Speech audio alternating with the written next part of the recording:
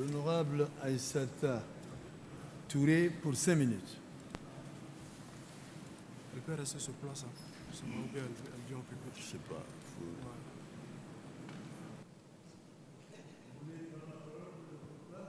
Et venir au pupitre. Je suis déjà Ça va là, être Monsieur long. le Président. Va et vient. Bonjour. Honorable Président de l'Assemblée nationale, Excellences, Monsieur le Premier ministre, honorables collègues députés, Mesdames et Messieurs les membres du gouvernement, Mesdames et Messieurs, distingués invités, bonjour. Monsieur le Premier ministre, la poursuite de la mise en œuvre de l'accord pour la paix et la réconciliation au Mali est dans le contexte actuel le socle, l'ossature même du processus de stabilisation de la situation au Mali. Nous en avons tous conscience. Aussi, nous suivons avec beaucoup d'attention l'évolution de la situation. Nous y parvenons par le constat des efforts des parties concernées, notamment le gouvernement, les mouvements signataires et surtout l'appui de la communauté internationale. Nous nous réjouissons des avancées enregistrées à travers les mesures initiées et ou prises par le gouvernement, parmi lesquelles, pour le volet social, la mise en œuvre de la politique de réconciliation nationale basée sur la création de la commission Vérité, Justice et Réconciliation, la mise en œuvre du programme accéléré de développement du Nord et du Fonds de cohésion sociale, outil financier du programme, l'effectivité de la justice transitionnelle, le renforcement de la cohésion sociale, entre autres, entre toutes les composantes de la société qui continuent encore avec les rencontres, conférences et forats intercommunautaires. Des équipes régionales d'appui à la réconciliation ERAR ont été également mises en place avec la mission d'appui à la réconciliation. Excusez-moi.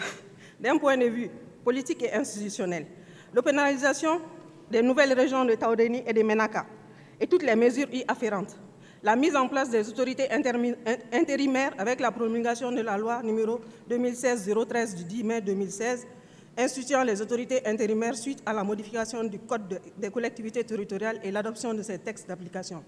La relecture des principaux textes sur la décentralisation, l'administration du territoire et les élections, l'organisation des élections communales partielles, la tenue des concertations intermaliennes sur les textes de base sur la décentralisation, la mise en place des mécanismes opérationnels de coordination de Gao qui est effectif, de Tombouctou et de Kidal qui seront bientôt fonctionnels parmi les réalisations.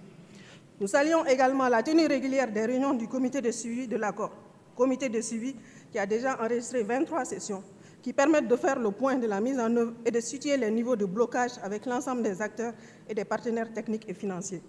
À ce stade, Monsieur le Premier ministre, vous nous donnez des assurances quant à la mise en œuvre progressive de l'accord de paix et de réconciliation, mais pouvez-vous nous édifier sur la disponibilité des fonds pour faire face à toutes ces mesures? Comment expliquez-vous les lenteurs enregistrées entraînant les différents reports et les décalages systématiques du chronogramme?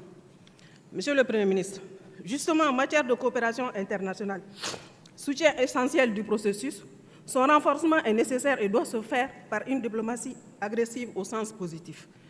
Nous saluons tous les efforts faits dans ce sens par votre gouvernement à travers le département de tutelle. L'engagement du gouvernement dans la mise en œuvre de l'accord de paix et de réconciliation doit concerner chaque Malienne et chaque Malien, et en particulier l'outil diplomatique, constitué en majorité des représentations et des missions. En effet, la diplomatie est le porte-voix de l'État à travers le monde, et à ce titre, elle se doit de défendre ses actions pour mieux relayer une réalité souvent biaisée par des interprétations partisanes. En conséquence, les diplomates doivent être des relais pédagogues et les ambassades les premiers correspondants de l'opinion dans les pays d'accréditation.